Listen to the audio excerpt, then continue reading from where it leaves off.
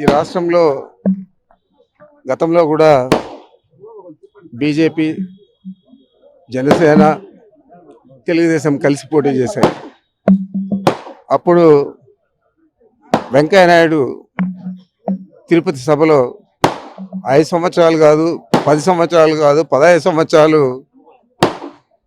ఈ రాష్ట్రానికి ప్రత్యేక హోదా ఇవ్వాలని చెప్పి అడగడం జరిగింది. పాజిటివ్గా ప్రధానమంత్రి గారు కూడా స్పందించడం జరిగింది. మరి అధికారంలోకి వచ్చారు 2014లో. మరి దాని గురించి ఏమైనా ఆలోచన చేశారని అడుగుతున్నాను. ఏ విధంగా రాష్ట్ర ప్రయోజనాలు కాపాడు కోసం ఆ రోజు నువ్వు బీజేపీతో కలిసావు, ఈరోజు మళ్ళీ బీజేపీతో కలుస్తూ ఉన్నావు. మరి ఈ రాష్ట్ర ప్రజలందరూ కూడా గమనిస్తూ ఉన్నారు. ఏ విధంగా నిన్ను హైదరాబాదులో ఒక సభలో మోడీ గారు మాట్లాడారు.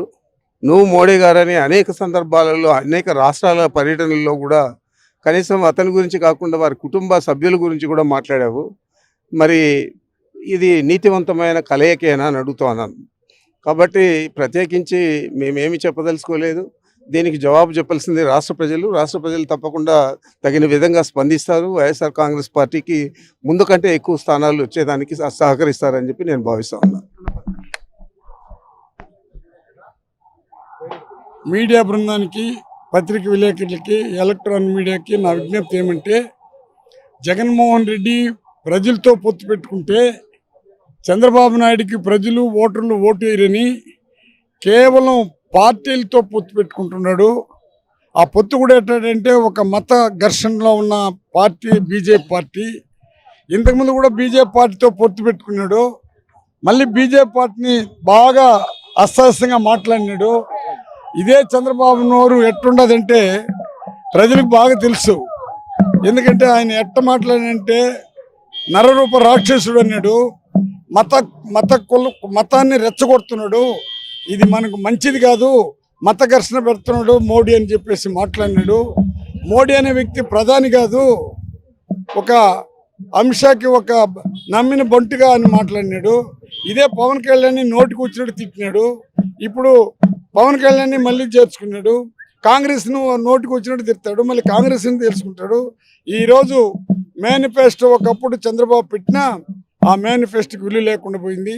ఈరోజు మేనిఫెస్టో ఏ విధంగా ఉందంటే, చంద్రబాబు మేనిఫెస్టో ఎత్తుకొని పోయి బీజేపీ నేత అయినటువంటి జనతా పార్టీకి సంబంధించినటువంటి మన దేశానికి ప్రధానమైనటువంటి మన మోడీ కాళ్ళపైన పెట్టాడు.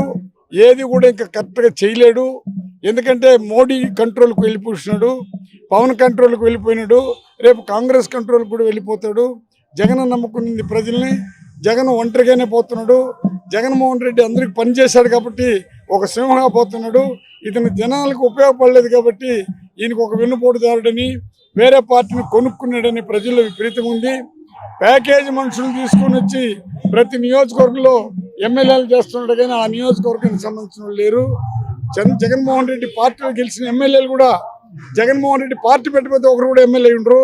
ఈరోజు వాళ్ళు పెట్టిన పార్టీలో ఎమ్మెల్యేలు గెలిచిన వాళ్ళు కూడా కుల పిచ్చితో ఒకటి పోతే, మత పిచ్చితో ఒకటి పోతే, అహంకార పిచ్చితో ఒకరు వెళ్ళిపోతున్నారు.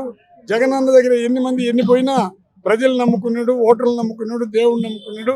కాబట్టి ప్రజలు ఎప్పుడు జగన్ అన్నని దీవిస్తారు. చంద్రబాబు నమ్ముకున్నది కోటీశ్వరుని, పెత్తందారుల్ని, భూ కబ్జాదారులు, వెన్నుపోటుదారులు నమ్ముకున్నాడు. కాబట్టి అతనికి ప్రజలు ఇంతకుముందే భూస్థాపన చేస్తున్నారు, ఇతరు ఇంకా ఎక్కువగా భూస్థాపన చేస్తారు.